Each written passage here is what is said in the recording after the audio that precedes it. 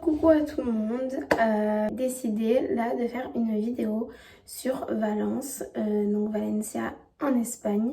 Faut savoir que personnellement j'ai vécu à Valence pendant 1 an pour mes études. Du coup je voulais faire un peu une vidéo sur Valence parce que quand moi à l'époque je cherchais, je trouvais rien. Je trouvais rien du tout sur Valence, sur étudier à Valence, etc. Et pourtant je trouve qu'il y a de plus en plus d'étudiants français qui partent à Valence pour étudier. Et voilà. Enfin, surtout aussi beaucoup de gens de mon école maintenant, mon ancienne école, qui ont le choix d'aller à Valence pour finir leur licence. Donc c'est un peu une vidéo pour tous ces gens-là. Donc si vous êtes un étudiant ou une étudiante française qui veut aller vivre à Valence pour 1 an, 2 ans, 3 ans, 4 ans, donc cette vidéo c'est vraiment pour vous. Je vais absolument tout dire. Premièrement par rapport au logement, à savoir que c'est un peu moins cher que la France, ça c'est sûr. Ça a un peu augmenté puisque moi c'était en 2021. Donc ça a un peu augmenté, mais par exemple nous on habitait dans le quartier de la Malvarosa. Donc il y a beaucoup de quartiers qui disent mal fréquentés, comme la Malvarosa, mais en fait pas tellement. Faut pas trop écouter. Je trouve que Valence est assez safe en général, donc peu importe le quartier. Mais regardez vraiment sur Google genre la façade de votre immeuble, parce que des fois c'est catastrophique. Je dirais des taudis, alors que pas du tout, et même des fois à l'intérieur c'est joli.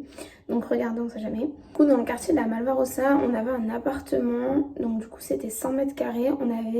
En gros on était trois colocs, et on avait salle de bain et chambre chacune. Donc 100 mètres carrés, et on payait 950 € avec la wifi. Donc sans les charges, sans l'électricité, sans l'eau. Et du coup on divisait par 3. On avait vraiment un appart au bord de la mer. Donc on descendait, on traversait la route, on était à la plage. Donc ça c'était vraiment un gros avantage. Et on n'était pas très loin de l'école. On était à 25 minutes à pied. On était à même pas 15 minutes en transport. Si vous êtes à la fac et tout, vous pouvez prendre un logement à côté de la fac. C'est c'est vraiment bien situé en général. Ou bien sur Blasco Ibáñez, c'est la rue vraiment principale on va dire. Et du coup c'est assez bien situé, donc ça c'est pas mal. Après il y a des avantages partout. Si vous êtes vers le centre, plutôt vers le centre historique et tout, vous allez avoir toutes les boutiques, vous allez avoir la gare et tout à côté. À l'inverse, si vous êtes plutôt vers la mer, vous avez l'avantage d'avoir la plage. Moi je trouve personnellement qu'il y a des avantages à être n'importe où dans la ville, c'est pas un problème. Par rapport au transport, donc les transports en commun, on payait notre abonnement 45 € par mois pour avoir tout, donc bus, tram, métro, parce qu'avant c'était pas la même compagnie. Donc les bus c'était une compagnie et tram et métro c'était une autre compagnie. Maintenant ils sont regroupés, et à savoir que cette année ils ont testé les transports gratuits pour les étudiants et même pour les moins de 26 ans.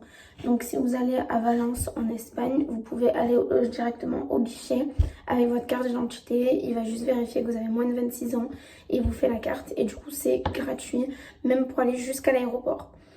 Parce qu'en fait Valence c'est une ville en zone. Donc vous avez la zone A, B, C, D.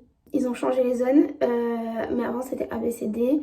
Et là c'est A, B et AB+. Et en fait, bon, tout est à peu près dans la zone 1. Il y a vraiment tout. Sauf l'aéroport. L'aéroport, du coup, c'est la zone la plus loin. Mais au moins, il y a le métro, c'est un point positif. Vous avez la carte, c'est jusqu'en juillet, là. Jusqu'en juillet, les transports sont gratuits pour les moins de 26 ans. Si vous décidez de venir en voiture, donc c'est aussi possible. De Marseille, c'était pas super loin. Après, ça dépend vraiment de chacun. Pour la voiture, on peut se garer vraiment partout dans la ville. Il y a beaucoup de places. Le parking en terre, genre où il y a de la terre, et du coup, personne se gare. Mais il y a vraiment pas mal de places. À savoir que l'année dernière, quand on est reparti pour juste des vacances, on était en voiture, on avait loué une voiture, et du coup, on pouvait se garer partout. Même en ville, on s'était garé, etc. gratuitement. Donc ça c'est aussi un avantage si vous voulez venir en voiture. À savoir que vraiment en voiture ou en transport ou même à pied, la ville se fait. Mais les transports, c'est très lent. C'est très très lent. Genre des fois, par exemple, vous voulez aller de la plage au centre, ça va être par exemple 40 minutes en transport et ça va être 40 minutes à pied. Donc vraiment, les transports sont bien, hein, mais ils sont super lents. Très très lents. Et sinon, après, la meilleure solution, c'est le vélo. Vraiment, Valence a des pistes cyclables partout, partout, partout. Abonnement, à l'époque, j'avais payé en 2021, du coup, 30 € l'année. Je suis allée vérifier, c'est encore 30 € l'année actuellement pour les vélos. Sauf si vous avez la carte de transport, bien sûr, bah, c'est gratuit. Donc ça vaut vraiment le coup. Donc c'est des Vélib, hein, mais c'est, je sais plus c'est quoi, NBC, la compagnie. Et vraiment, il y a des pistes cyclables partout dans la ville. Et c'est vraiment le meilleur moyen, je trouve, de se promener dans la ville. Gros avantage de l'Espagne, du coup, ben, c'est la nourriture. Déjà, par rapport aux courses, c'est moins cher. Surtout les aliments comme les fruits, les légumes et les produits de la mer. Les crevettes, le saumon, on achetait vraiment souvent des crevettes et du saumon. On aurait dit des étudiantes riches. Mais non, c'est parce que vraiment... c'est beaucoup moins cher, beaucoup moins cher. Concernant tout ce qui est nourriture halal, donc il y a des boucheries à Valence, c'est beaucoup moins évident que par exemple à Madrid ou à Barcelone. Il y avait beaucoup moins de boucheries ou de boutiques halal. Ça reste à peu près le même prix que la viande pas halal en Espagne, donc il y a pas trop d'inconvénients à ça. Ensuite, par rapport aux restaurants, donc les restaurants, c'est aussi un peu moins cher qu'en France. Par exemple, si vous allez être au bord de la mer dans un restaurant luxueux, je vais prendre l'exemple de la Marina parce que c'est assez connu. Donc la Marina, c'est un resto un peu luxueux au bord de la mer, vraiment au bord de la plage. Et par exemple, là, vous allez vous en sortir pour un prix d'un resto normal en France. Genre pour 20 €, vous allez avoir votre plat et votre boisson. Parce que bien sûr, comme c'est l'Espagne, ils ne posent pas l'eau gratuitement sur la table. Donc on prend une boisson, évidemment. Donc c'est à peu près, voilà. Après, il y a beaucoup de restos pas chers. Des restos de tapas, des restos à volonté qui sont beaucoup moins chers. Aux courses aussi, l'avantage, c'est que vous pouvez retrouver des produits français assez facilement. Parce qu'il y a Carrefour. Donc il y a quand même Carrefour, il y a Lidl, donc il y a pas mal de différentes chaînes de magasins, ce qui permet d'avoir vraiment le choix. Et après les basiques, c'est il y a le Mercadona, le Consum, le Alcampo, c'est Auchan. Alors on va faire un petit point sur les points négatifs. Donc comme toute ville, il y a toujours des points positifs et des points négatifs. Les points négatifs, vraiment, je trouve que c'est un peu cher pour l'Espagne. Donc quand on était parti à Madrid ou à Barcelone ou dans d'autres villes comme Séville ou peu importe, je trouve que ça reste un peu cher. C'est un niveau de vie assez élevé, Valence. Et un truc, alors ça je sais pas si c'est l'Espagne en général, mais à Valence, les voisins, ils étaient insupportables. Mais c'était pas que nos voisins nous, c'est que tous les gens qui étaient dans la classe, leurs voisins, ils étaient insupportables. En gros, dès le moindre bruit que tu fais, ils vont venir taper à ta porte, ils vont appeler la police, etc. Donc vraiment, ne pas faire de bruit, ne pas les déranger. Après, c'est normal, hein, je vais dire c'est normal, mais vraiment, le moindre bruit, ils venaient toquer, genre. Des fois, tu marchais, ils venaient toquer. Ou bien, il y en a dans ma classe, c'était il marchait et la voisine, elle est venue, elle lui a dit, est-ce que vous pouvez marcher pieds nus avec vos chaussures, ou plein de trucs comme ça. Donc les voisins sont assez voilà. Par rapport à la population d'ailleurs, ben, en fait c'est des personnes âgées et beaucoup d'étudiants. Donc c'était ça aussi. Peut-être que ça joue. Donc voilà. Ensuite des petits points sur Valence, sur donc un peu la ville en général. Pour moi c'est une très belle ville.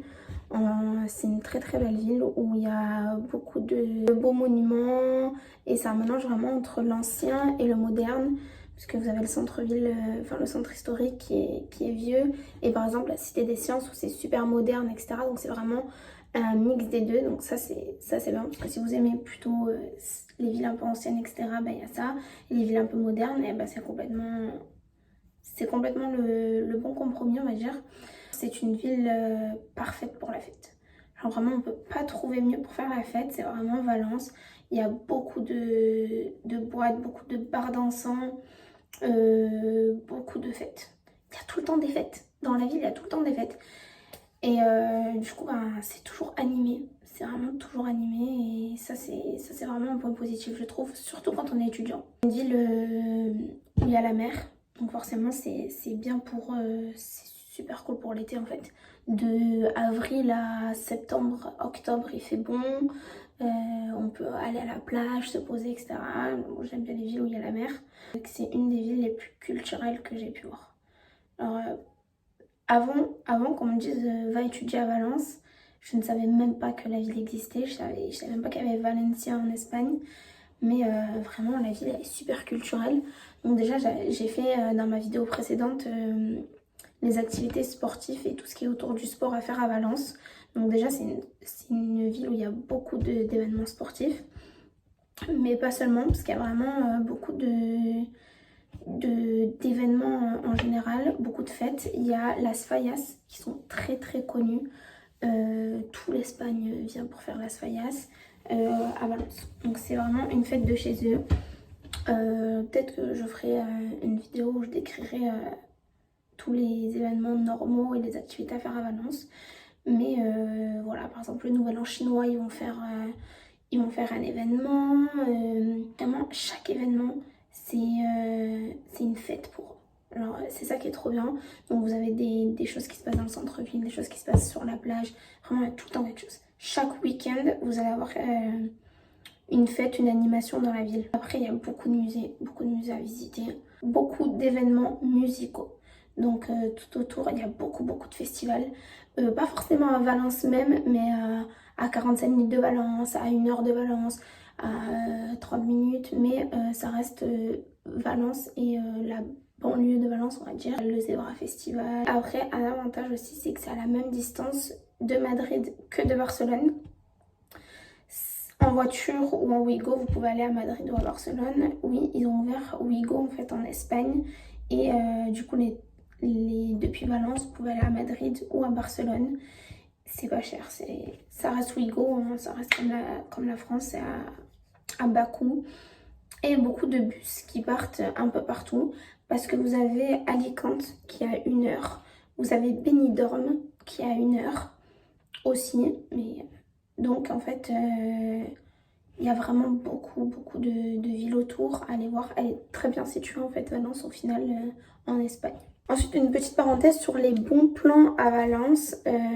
Donc, à savoir qu'il y a... Prenez votre carte étudiante parce qu'il y a toujours des prix pour les étudiants. Pour n'importe quoi. Vous montez dans la tour du centre-ville, il y a un prix pour les étudiants. Vous allez au musée, il y a des prix pour les étudiants. Vous allez, peu importe où vous allez, vraiment, prenez votre carte étudiante. Il y a des tarifs partout pour les étudiants. Après... perso, pour les courses, on allait jusqu'à Cash Family. Donc en fait, il ne faut pas rester forcément dans le centre de Valence qui est assez cher. Vous pouvez aller vers Cash Family, vers un peu plus loin.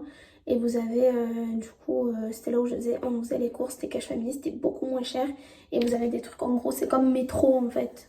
C'est un peu comme métro chez nous. Ensuite, en bon plan, vous avez Bonaire. Donc Bonaire, c'est un peu bon, le village des marques dans le sud. En gros, c'est un village. Un village avec des boutiques qui sont à prix d'usine. Et vous avez en fait le côté où vous avez les marques à prix d'usine et un autre côté où vous avez tout ce qui est nouveau comme Primark, Victoria's Secret et compagnie dans un autre, de l'autre côté du centre. Donc vous avez les bus qui y vont depuis Valence. Et du coup c'est vraiment, ça vaut le coup. Ça vaut le coup de fou pour faire du shopping, etc. Et même en général le shopping à Valence, en Espagne et donc à Valence forcément, ça vaut le coup. Ça reste moins cher. Vous avez Zara, à la base, Zara, vu que c'est espagnol, toutes les marques un peu espagnoles. Un petit point pour ceux qui veulent visiter Valence et pas forcément y vivre ou y étudier. Ce qui est cool, c'est déjà que vous avez un seul aéroport. Donc vous pouvez pas vous tromper. Vous pouvez pas vous tromper. Et l'aéroport, il est relié directement au centre en métro. Donc j'aime trop les villes comme ça, aussi directement reliées. Donc ça, c'est un gros avantage parce que du coup, les coûts sont réduits et vous perdez pas trop de temps. Après, ça reste assez cher l'été. Vraiment, les logements, c'est pas donné, mais ça va. Après, sur place et tout, vous avez beaucoup d'activités à faire. C'est vraiment une ville que je recommande. Et je recommanderais à peu près 4-5 jours pour vraiment visiter toute la ville. L'accessibilité de Valence, de la ville, depuis Marseille. C'est vrai qu'on peut prendre le Flixbus, donc enfin le bus. On peut prendre la voiture, donc il y a beaucoup de covoiturage qui vont à Valence. Et sinon, vous avez l'avion. Donc vraiment, c'est Ryanair depuis Marseille. Je ne sais pas pour les autres villes. Depuis Marseille, du coup, c'est Ryanair. Et vraiment, c'est pas cher. Genre. Et on peut partir un week-end. Donc, vous pouvez partir du vendredi au lundi. Donc c'est sympa. Même du vendredi au dimanche, etc. Donc par exemple, là, je suis partie le week-end et on a payé 30 € aller-retour. Donc vraiment les prix sont ultra raisonnables, mais s'y prendre quand même à l'avance si vous voulez partir en été parce que ça augmente vraiment pendant l'été. Je pense que c'est tout pour cette vidéo. Je sais pas si vous voudrez une vidéo un peu des activités à faire et des événements qu'il y a à Valence hors sport. Si vous avez ne serait-ce qu'une seule question, même pour les étudiants qui vont vraiment, qui comptent vivre là-bas, vous pouvez soit me poser des questions sur Insta, soit en commentaire ou sur TikTok. Donc je réponds beaucoup sur Insta et sur TikTok. Voilà, bisous!